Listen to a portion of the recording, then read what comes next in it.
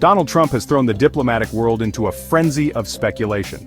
The former president, hinting at a possible 2024 run, suggested that his first foreign trip would be to either Saudi Arabia or the United Kingdom. This declaration, characteristically light on specifics but heavy on implication, has ignited debate about the direction of a potential second Trump administration. Would he prioritize the oil-rich sands of Riyadh or the familiar streets of London? The answer, many believe, holds the key to understanding Trump's evolving foreign policy vision.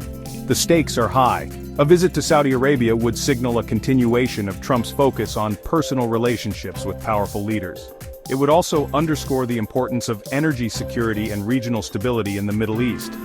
Conversely, a trip across the pond to the UK would reaffirm the special relationship, a historic alliance tested but not broken by the tumultuous Brexit process. Trump's choice is further complicated by the contrasting optics of each destination. Saudi Arabia, while a crucial strategic partner, has faced international condemnation for its human rights record. A visit there would likely draw criticism from human rights groups and some members of Congress. The UK, on the other hand, offers a more palatable image but presents its own set of challenges. The UK, under new leadership, may be less receptive to Trump's brand of populist rhetoric. The potential for mass protests and diplomatic snubs cannot be discounted. As the world waits with bated breath, the question remains: will Trump opt for the pragmatic alliance or the symbolic embrace? The answer will reverberate across the globe, shaping the geopolitical landscape for years to come. Trump's previous visit to Saudi Arabia in 2017 was marked by pomp and ceremony, including a sword dance and a glowing orb. Saudi Arabia, the birthplace of Islam and home to the world's second-largest oil reserves, has long been a cornerstone of U.S. foreign policy in the Middle East. The relationship, often described as a delicate dance between energy interests and security concerns, deepened significantly during Trump's presidency. Trump, eschewing the cautious approach of his predecessors, embraced Saudi Crown Prince Mohammed bin Salman, viewing him as a key partner in countering Iranian influence and stabilizing the volatile region. The Trump administration, eager to court the Saudis, signed off on record arms deals, bolstering the kingdom's military capabilities. Trump also threw his support behind Saudi Arabia's Vision 2030 plan, an ambitious economic diversification program aimed at reducing the country's dependence on oil revenue. This economic cooperation, coupled with joint counter-terrorism efforts, cemented the bond between Washington and Riyadh. However, the relationship is not without its critics. Trump's unwavering support for Saudi Arabia, even in the face of the brutal murder of journalist Jamal Khashoggi, drew sharp rebukes from both Democrats and Republicans. The Saudi-led war in Yemen, which has resulted in a catastrophic humanitarian crisis, further strained relations. Despite the controversies, Trump's potential return to Riyadh would signal a prioritization of realpolitik over moral considerations. Energy security, a top concern for Trump, would likely dominate the agenda. With oil prices soaring in the wake of the Ukraine conflict, Trump may seek to leverage his personal relationship with the Saudi leadership to secure favorable oil deals and stabilize global energy markets. The visit could also pave the way for renewed discussions on containing Iran's nuclear ambitions and combating terrorism in the region. Saudi Arabia possesses approximately 16% of the world's proven oil reserves.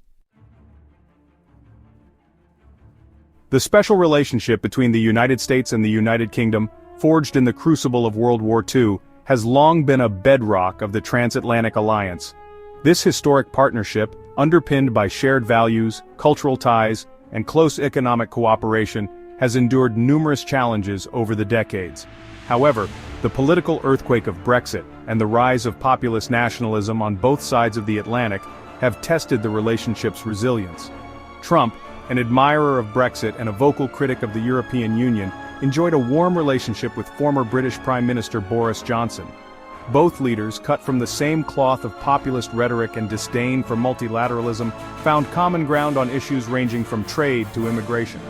Trump, during his presidency, repeatedly expressed his desire to strike a massive trade deal with the UK post-Brexit. However, the road to a free trade agreement has been fraught with obstacles. Negotiations stalled over issues such as agricultural tariffs and regulatory alignment. Moreover, Trump's unpredictable foreign policy decisions and his personal attacks on British politicians strained relations. Despite the bumps in the road, the underlying strength of the US-UK partnership remains. Shared intelligence capabilities, coordinated military operations, and a common commitment to NATO underpin the alliance. A potential Trump visit to the UK would likely focus on revitalizing trade talks and reaffirming security commitments in the face of growing global instability. The United States and the United Kingdom share the largest bilateral investment relationship in the world.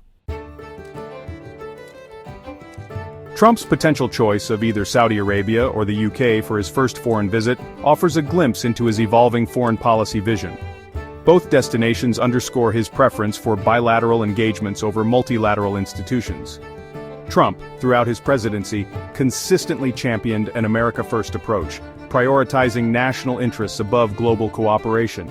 He withdrew the United States from the Trans-Pacific Partnership Trade Agreement, the Paris Agreement on Climate Change, and the Iran nuclear deal, arguing that these multilateral agreements were detrimental to American sovereignty and economic interests.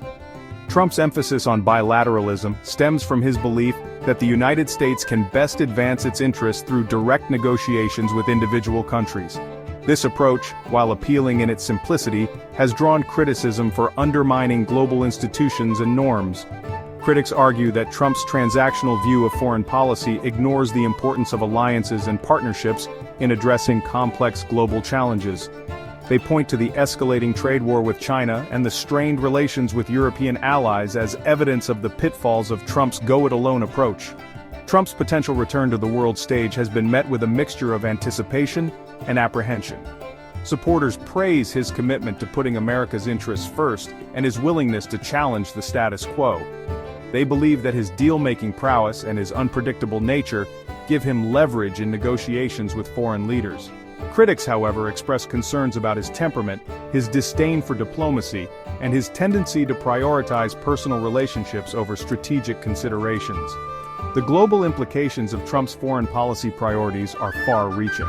His potential return to power could usher in an era of heightened geopolitical instability, characterized by trade wars, diplomatic spats, and a weakening of the rules-based international order.